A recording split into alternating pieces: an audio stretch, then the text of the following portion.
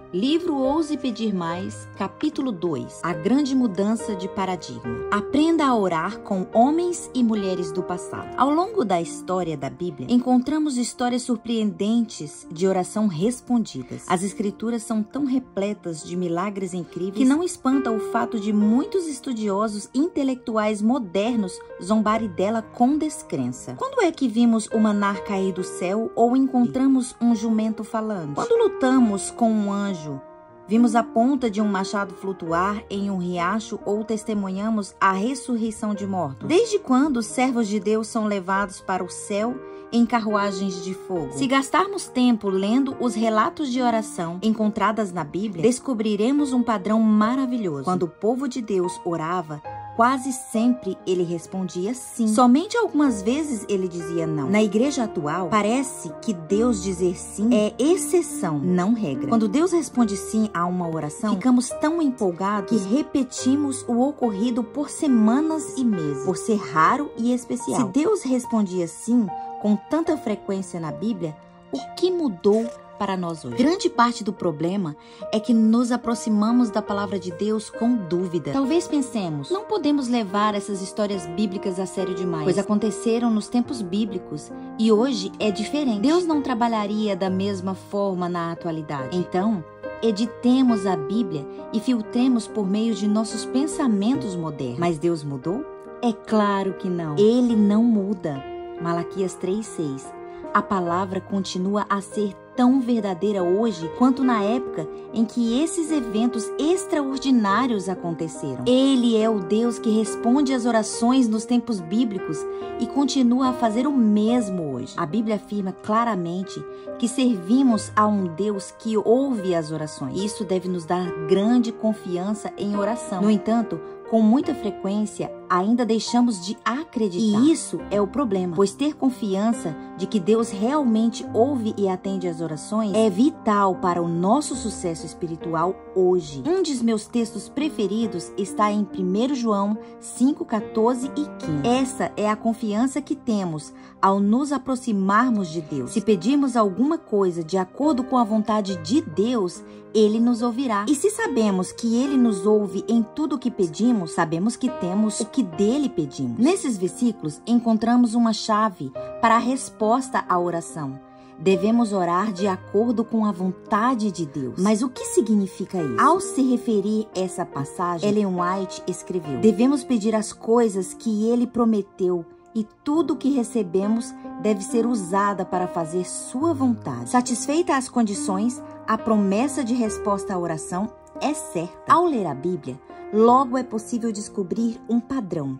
Deus é amor. Ele deseja a salvação das almas. Procura estabelecimento e edificação do seu reino eterno, no qual não mais verá pecado ou tristeza. O Senhor não está interessado em mimar nossa carne ou nos fazer prosperar a fim de guardarmos a salvação para nós mesmos. Isso seria contraditório à sua natureza benevolente. Mas se orarmos de acordo com a sua vontade, para a sua glória, a fim de que a obra avance e mais pessoas sejam alcançadas, podemos orar com ousadia e confiança, mesmo diante de impossibilidades humanas. É bem simples, contudo, examinemos um pouco mais esse conceito. Um novo olhar sobre orações do tipo: seja feita a sua vontade. É comum terminarmos nossas orações com: faça-se todas as coisas de acordo com a tua vontade. Em nome de Jesus, amém. É assim mesmo que deve ser, pois não podemos exigir nada de Deus. Sempre devemos orar em humilde submissão à sua vontade. Que os seres humanos orem para que possam ser despidos do seu eu e possam estar em harmonia com o céu. Peçam: não se faça a minha vontade, ó Deus, mas a tua. Que as pessoas tenham em mente que os caminhos de Deus não são os seus caminhos, nem os pensamentos dele os seus pensamentos. Será que não entendemos completamente o que Deus deseja nos ensinar por meio do convite? Ore de acordo com a minha vontade e a minha resposta será sim? Será que seja feita a vontade de Deus tornou-se apenas um chavão que acrescentamos ao fim de nossa oração só para ficar tranquilos caso as coisas não ocorram do jeito que esperamos? A Bíblia registra a oração de Josué quando este ordenou o sol que permanecesse imóvel. Sol, pare sobre Gibeon, e você, ó lua, sobre o vale de Aijalon. Josué 10:12. Não teria sido sábio terminar essa oração com: se for da tua vontade, ó Deus? Dessa maneira, ele se sentiria protegido se o sol não obedecesse. Por algum motivo, porém, o líder do povo não orou dessa maneira. Quando Josué orou pedindo que o sol ficasse parado, ele já sabia que isso estava de acordo com a vontade de Deus, pois o Senhor havia prometido vitória sobre os inimigos. A chave aqui é que ele passou um tempo significativo buscando a vontade de Deus antes de fazer o ousado pedido. Assim, em vez de se assentar em calma complacência, aguardando que o Senhor realizasse o livramento, ele arregaçou as mangas e, enquanto trabalhava, orava. Fez Josué tudo o que a energia humana podia fazer e então, pela fé, clamou pedindo auxílio divino. O segredo do êxito está na união do poder divino com o esforço humano. O homem que ordenou: sol, detém-se em Gibeão, e tu, ó lua, no vale de Aijalon, Josué 10:12, é o mesmo que durante hora esteve prostrado em terra em oração no acampamento de Gilgal. As pessoas de oração são pessoas de poder. Para orar com a mesma confiança ousada de Josué, precisamos conhecer a vontade de Deus. E a única maneira de conhecer a vontade de Deus é aprendendo a conhecê-lo pessoalmente por meio de sua palavra. Não se trata de fazer orações impulsivas, mas de estar enraizado nas Escrituras sobre o firme alicerce. Quer dizer que oramos alinhados à vontade de Deus em sua palavra. Ellen White nos orienta: o homem que estiver trabalhando segundo o plano de Deus orará assim: que se conheça nesse dia, por meio de meu trabalho, pela humildade sofredora, que há Deus em Israel e que sou teu servo. Que se veja que estou trabalhando, não segundo os meus próprios impulsos e sabedoria, mas de acordo com a tua palavra. Quando o homem assume essa atitude e sente que está executando o plano de Deus, e que por seu intermédio Deus está executando o seu plano, este homem está na posse do divino poder, o qual não conhece derrota. Todo poder adversário não vale mais do que a palha da ira. M. Bonds, conhecido por uma vida inspiradora de oração e por praticar aquilo que pregava, transformou em prioridade orar das 4 às 7 horas da manhã por muitos anos. Assim como a respiração é uma realidade física para nós, a oração é uma realidade para Bonds. Ele escreveu diversos livros sobre oração que a abençoaram e impactaram milhares de pessoas. Bonds afirmou: passar muito tempo com Deus é o segredo de toda oração bem-sucedida. A oração sentida como uma força poderosa é produto indireto ou imediato do tempo longo gasto com Deus. Nossas orações curtas devem seu valor e sua eficácia às longas que a antecederam.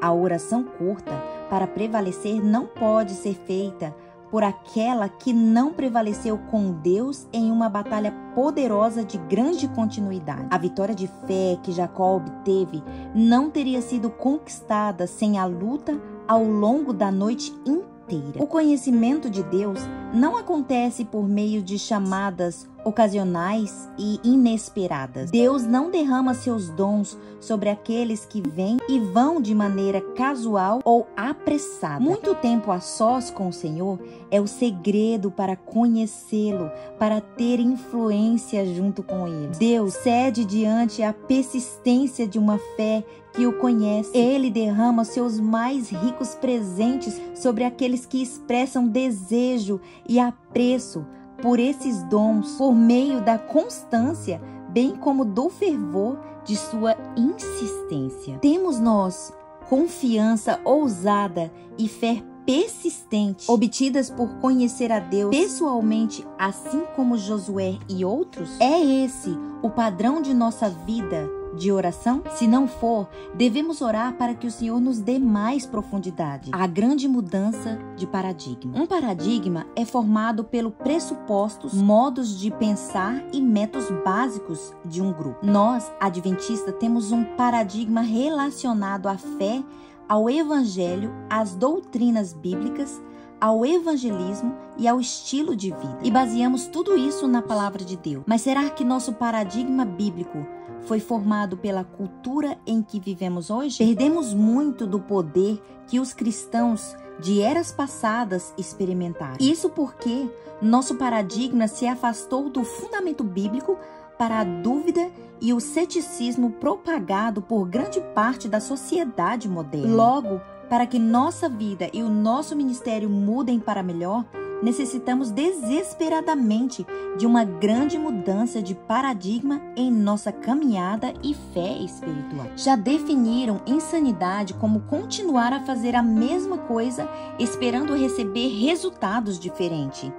Se queremos ver resultados diferentes, se queremos ver os reinos deste mundo abalados, assim como nos dias de Pentecostes, se queremos ver que a chuva serôdia inunde nossa vida e nosso ministério, se queremos ver o evangelho pregado em todo o mundo, algo precisa mudar nossa maneira de viver e ministrar. Para que possamos chegar ao lar, esse algo somos nós mesmos, nossa forma de viver e de orar. A igreja moderna reconhece que algo precisa mudar. No entanto, nem todas as mudanças que ela defende são apoiadas pela palavra de Deus. As respostas das quais necessitamos desesperadamente não estão nas últimas grandes técnicas de invocação, ou em programas, ou em algum tipo novo de oração mística. Não, as respostas das quais precisamos estão nos exemplos de homens e mulheres do passado.